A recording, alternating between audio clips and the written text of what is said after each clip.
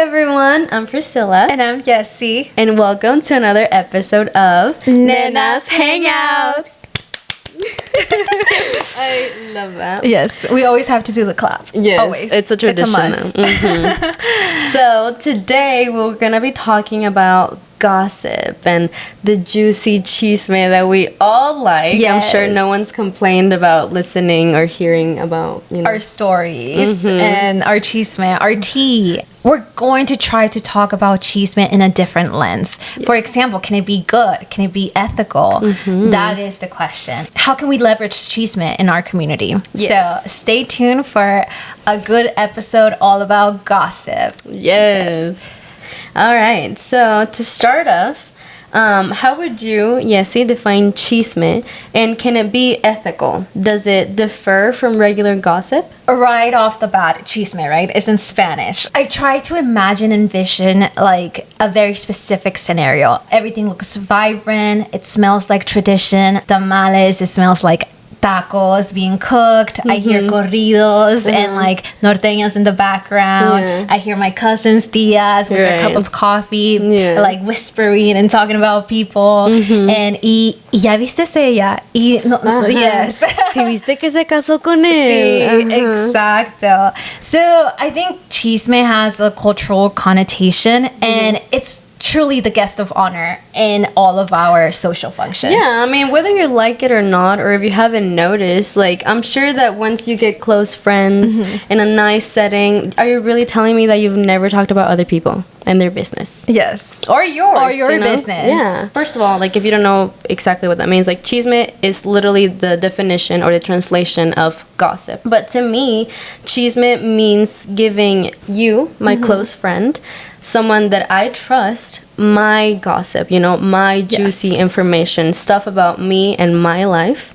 I personally try to not engage in regular gossip, which to me is misinformation, incorrect or manipulated even information about someone else and other people to regular people. I'm not going to be talking about your business to this coworker that you don't know and doesn't know you. With that being said, can you think of some examples when chisme brought you opportunities or changed your life? Por estar de chismosa, for always being so curious.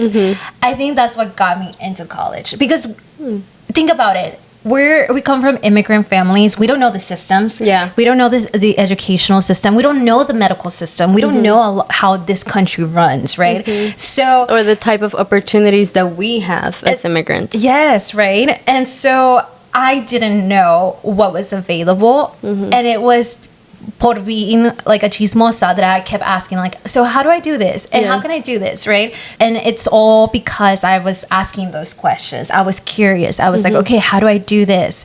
And then another example that I have is that chisme helped my mom get us food stamps. It helped us get like the medical care with language barriers and all, because obviously the workers at those offices, they only speak English. So how do we get the information?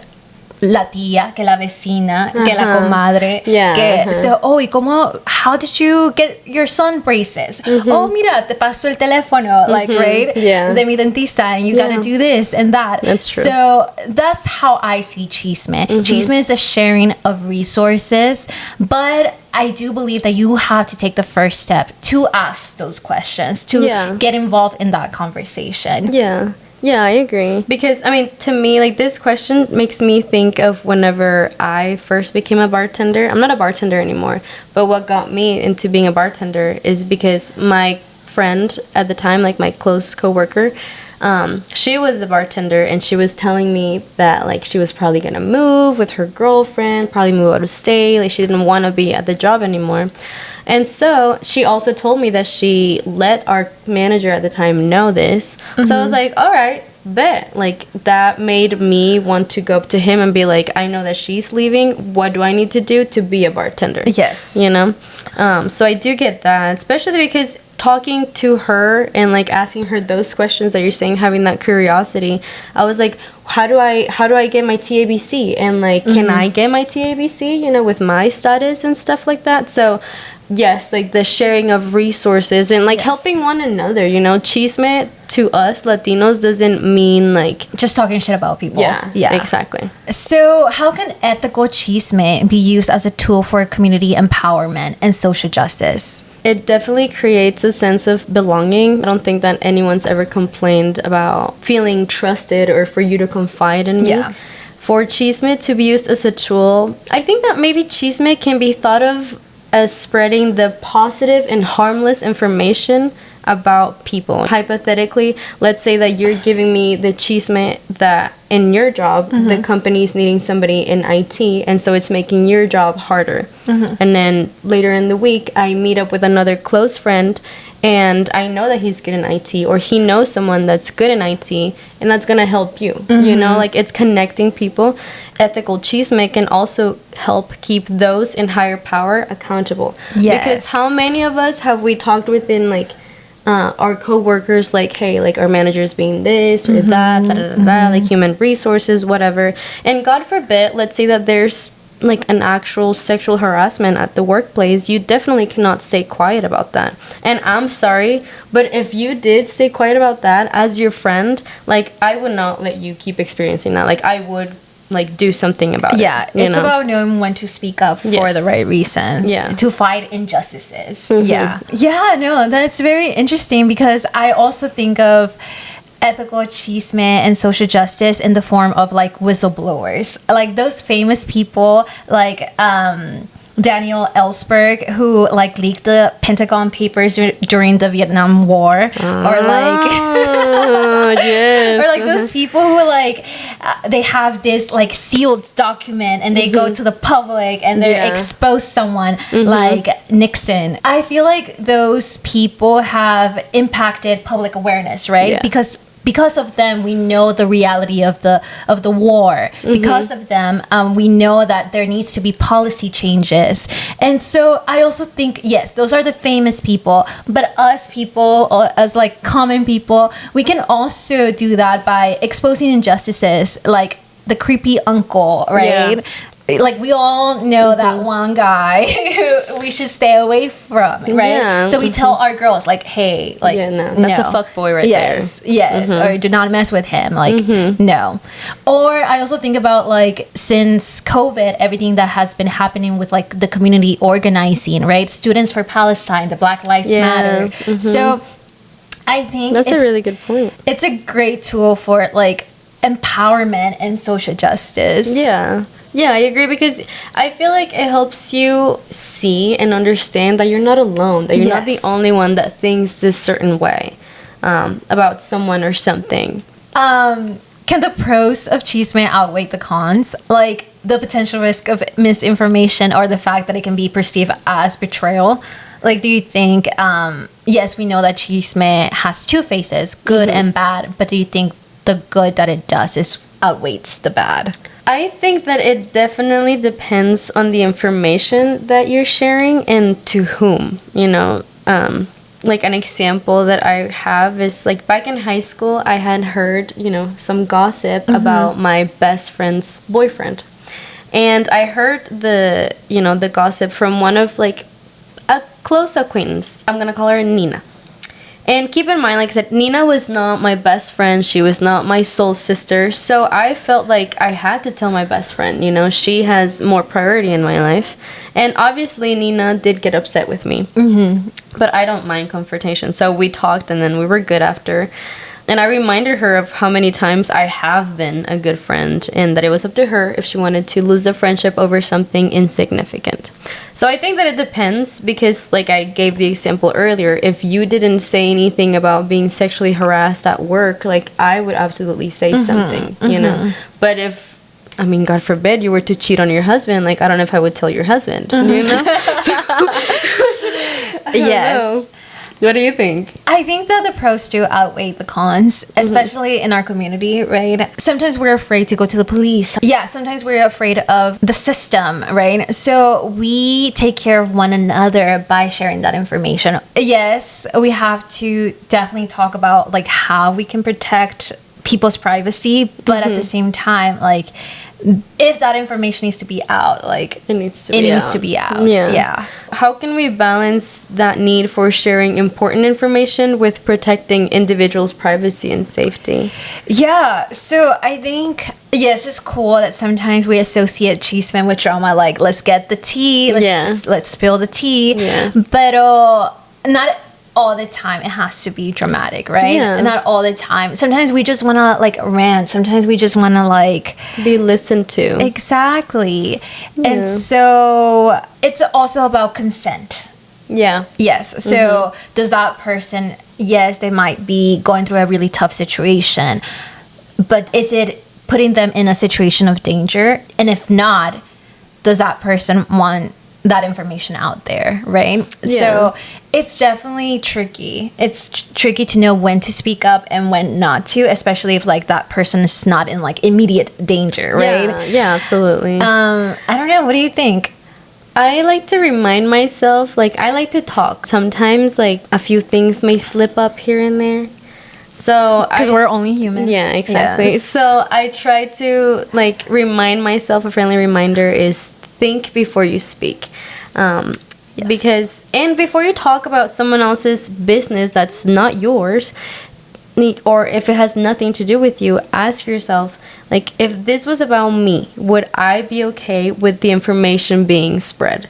And would the acknowledgement of this private information, would it help anyone or any situation at all? Like, why should it come out? Yeah. You know? Is it just to start a mess? Exactly. Like, are you just starting drama? Like, why does it have to be you that's communicating this information and not the primary source? Yeah. So that's what I like to think about, and, like, what I like to put myself in someone else's shoes.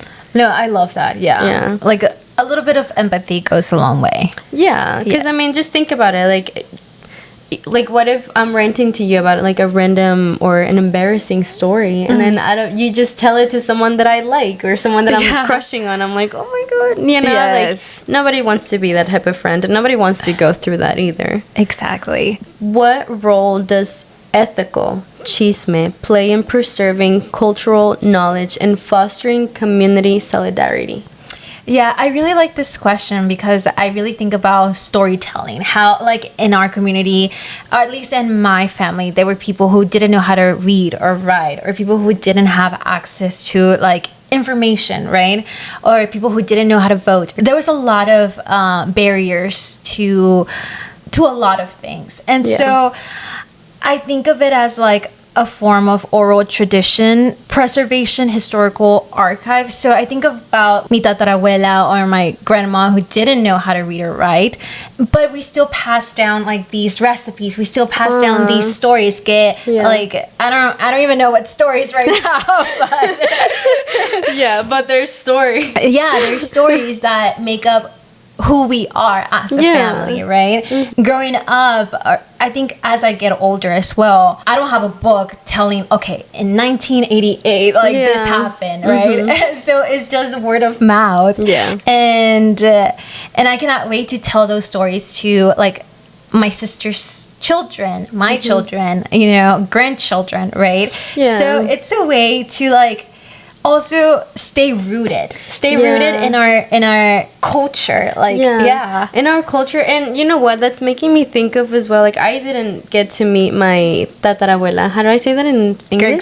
Great grandma, but I know who she is and how she was as a person because of those stories, you know, that my grandma would tell me.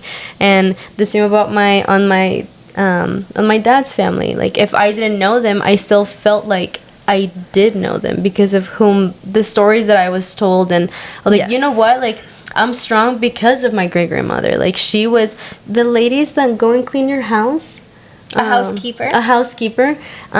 She was a housekeeper when she was 11 years old, and she got pregnant when she was young and everything. And so, like, her daughters, she also, like, gave them to different families so that they could be taken care of and stuff. And, like, even thinking about that and knowing that, it's like, wow, like, she was going through a lot, but she did it. And, like you said, storytelling, and I feel like you get to connect with your culture, your family, your ancestors. And you get to learn more about yourself too. And I hadn't thought about the recipes too either.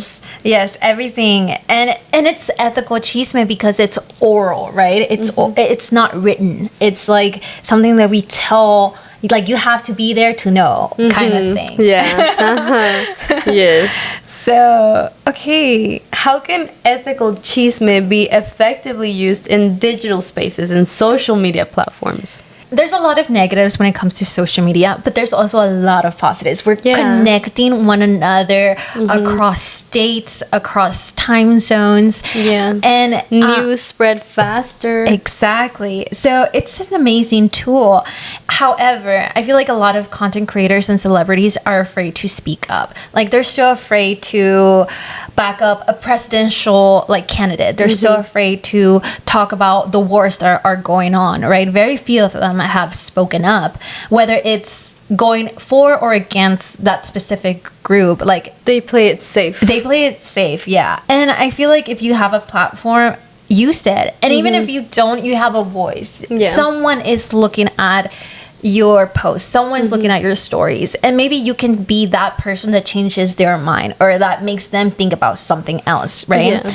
And I also think as Latinos, we're obsessed with a lot of people like Shawty Bay, with like people who are who do not contribute much to our society, to our people, right? Yeah, at least not in a meaningful way. Yeah, people who do the bare minimum, they get famous, and then what are they doing with their platform? And but we idolize them in a way, you know? And I'm just like, okay, what's going on, guys? Yeah, like you said, I feel like people just play it safe. Like they don't even want to give their true opinion because of the cancel culture or whatever, which I totally get. But at the same time, like if you do have a platform, like use it for good. Like why would you want to waste the value of your voice? And even if you don't have a platform, the same question goes to you. Like why would you want to waste the value of your voice?